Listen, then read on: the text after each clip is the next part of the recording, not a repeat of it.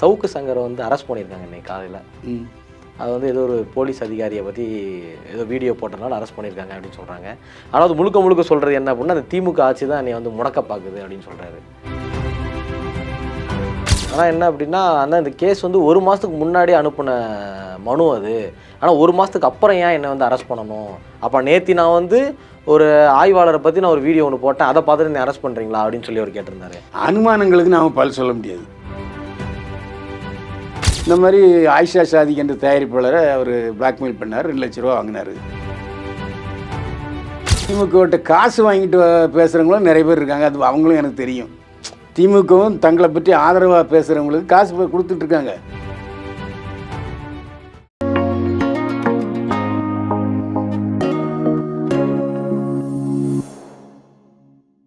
GeM cinemas நேயர்களுக்கு வணக்கம். நான் உங்கள் விஜய் அபிஷேக். இன்றைக்கி நம்ம ஜெம் செலிபிரிட்டி டாக்ஸில் யார் கூட இருக்கோம் அப்படின்னு பார்த்தீங்க அப்படின்னா, நடிகர் மற்றும் திரைப்பட விமர்சகராக இருக்கிற பைல்வான் ரங்கநாதன் சார் கூட தான் இருக்கோம். வணக்கம் சார். என்னை வாழ வைத்துக் கொண்டிருக்கும் யூடியூப் சேனல் நேயர்களுக்கு நன்றியும் வணக்கம். எப்படி சார் இருக்கீங்க? இன்றைக்கி ட்ரெண்டாக இருக்கக்கூடிய விஷயம் என்னென்னா, சவுக்கு சங்கரை வந்து அரெஸ்ட் பண்ணியிருக்காங்க இன்னைக்கு காலையில். அது வந்து ஏதோ ஒரு போலீஸ் அதிகாரியை பற்றி ஏதோ வீடியோ போட்டனால அரெஸ்ட் பண்ணியிருக்காங்க அப்படின்னு சொல்கிறாங்க. ஆனால் அது முழுக்க முழுக்க சொல்கிறது என்ன அப்படின்னா, அந்த திமுக ஆட்சி தான் என்னை வந்து முடக்க பார்க்குது அப்படின்னு சொல்கிறாரு.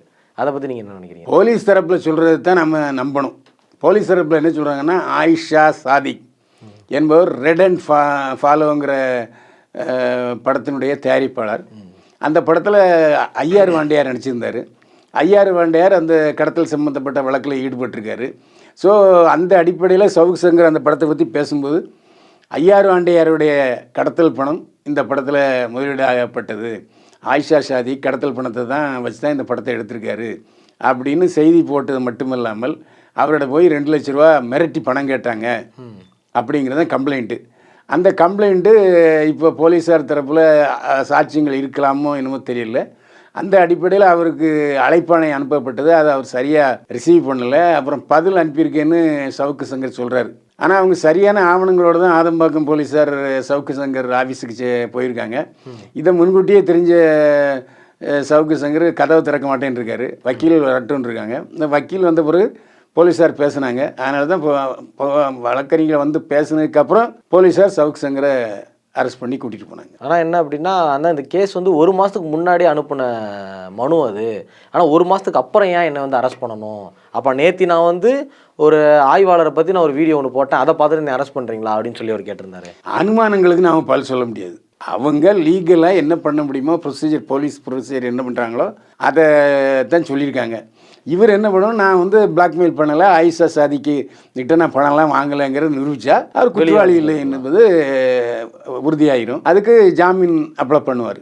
அண்ணா போலீஸு தரப்பில் வந்து போலீஸ் இன்ஸ்பெக்டரை அவதூறாக பேசுனதுக்காக அரெஸ்டாக இல்லை. போலீஸுடைய செய்தி குறிப்பில் என்ன சொல்கிறாங்கன்னா, இந்த மாதிரி ஆயிஷா சாதிக் என்ற தயாரிப்பாளரை அவர் பிளாக்மெயில் பண்ணார், 2 லட்ச ரூபா வாங்கினார்.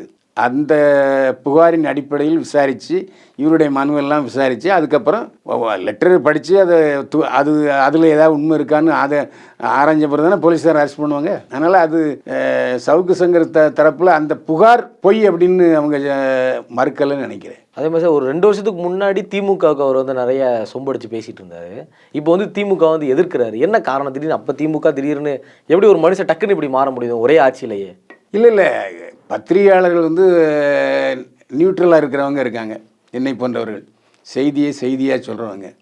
சிலர் வந்து இப்போ அவர் வந்து திமுகவுக்கு எதிரான ஸ்டாண்டை எடுத்துட்டார். நான் ஒரு மேலெல்லாம் பேசுகிறாரு. அது வந்து எனக்கு ஏற்புடையதாக தெரியல. அவருடைய ஊழல் குற்றச்சாட்டுகள் பொய்யா இல்லையாங்கிறது நிரூபிக்க வேண்டியது போலீஸாருடைய கடமை. ஒரு பத்திரிகையாளருடைய கடமையை அவர் செய்கிறாருன்னு அவர் தரப்பில் சொல்லலாம், நான் அதை குறை சொல்லலை. ஆனால் ஒருமையில் பேசணுமா? ஆனால் கொஞ்சம் ரொம்ப டிஎம்கே எதிர்ப்பாளராக தன்னை காமிச்சிக்கிட்டு சில விஷயங்கள் அவர் பேசுகிறாரு. அது அவரை பொறுத்த வரைக்கும் சரியாக தோன்றலாம். அவரை பொறுத்தவரைக்கும் சரியாக தோணலாம். ஆனால் கொஞ்ச நாளைக்கு முன்னாடி டிஎம்கேக்கு சப்போர்ட்டாக பேசிகிட்டு இருந்தார். ஆனால் இப்போ வந்து டிஎம்கே எதுக்க ஆரம்பிச்சிட்டு டோட்டலாகவே. அது அவங்க உரிமைங்க. யாரை ஆதரிக்கணும், எதுக்காக ஆதரிக்கணுங்கிறதுல நிறைய காரணங்கள் இருக்குது. அதில் அவர் ஒரு காரணம் இருக்கலாம். Okay sir. இப்போ வந்து வெளியே நிறைய இப்போ உதாரணமாக இவர் வந்து திமுக ஆதரவாளர் பேசியிருக்காரு, அதையும் நான் பார்த்துருக்கேன். என்ன அதனால் திமுகவிட்ட காசு வாங்கிட்டு பேசுகிறவங்களும் நிறைய பேர் இருக்காங்க, அது அவங்களும் எனக்கு தெரியும். திமுகவும் தங்களை பற்றி ஆதரவாக பேசுகிறவங்களுக்கு காசு போய் கொடுத்துட்ருக்காங்க. ஓ, திமுக ஆதரவாளர்களாகவே பல டிவி யூடியூப்பில் பேசுகிறவங்க இருக்காங்க. பேசினா காசு கொடுப்பாங்களா சார்? அந்த மாதிரி பேசினா அப்படின்னு வெளியில் தகவல் வருது. அதை அவங்க இது வரைக்கும் மறுக்கல. மறுக்க, அதாவது வருதுன்னு தான் அர்த்தம். ஆமாம் ஆமாம், அதில் எந்த சந்தேகமும் இல்லை. ஏன்னா அது வந்து தப்புன்னு சொல்ல முடியாது. இப்போ கட்சி இப்போ பிரச்சாரகர்கள்னு ஒருத்தருக்காங்க, பிரச்சாரம் இடையில பேசுகிறவங்க, அவங்களுக்கு காசு கொடுக்குறாங்க. இப்போ யூடியூப்பில் பேசுகிறவங்களுக்கு அந்த தளத்தில் பேசுகிறனால காசு கொடுக்கலாம், வரலாம். ஒருவேளை சவுக்கு சங்கருக்கு முன்னாடி காசு போயிருக்கலாம், இப்போ போகிறத நிப்பாட்டி இருப்பாங்க, அதனால காண்டாயிரு போகிற ஒரு வேலை. அது உங்கள் கருத்து. என் கருத்து இல்லை சார், உங்கள்கிட்ட கேட்குறேன். நான் கொஸ்டின் மார்க். அதான் உங்கள் கருத்து. என்ன சார் என்னைய மாட்டி விடுறீங்க டக்குன்னு? அம்மா நான் எப்படி அவருக்கு வாங்கினது நான் பார்த்துருந்தேன். இல்லை, நான் அவங்கள்ட்ட கேட்குறேன் சார். அப்படி இல்லை. ஆனால் சமூக வலைதளங்களில் திமுக ஆதரவு பிரச்சாரர்கள் நிறைய பேர், ஒரு 10-15 பேருக்கு மாத சம்பளம் திமுகலேருந்து போகுது அப்படின்ட்டு சொல்கிறாங்க. அதை அவங்க மறுக்கவும் இல்லை. ஓகே சார், எல்லா கேள்விக்கும் ரொம்ப சூப்பராக பதில் சொன்னீங்க சார். மறுபடியும் இன்னொரு நாள் இன்னொரு வாட்டி உங்களை நிறைய கொஸ்டினோட வந்து பார்க்குறேன் சார். நன்றி, வணக்கம். மீண்டும் சந்திப்போம். வாழ்க வளமுடன்.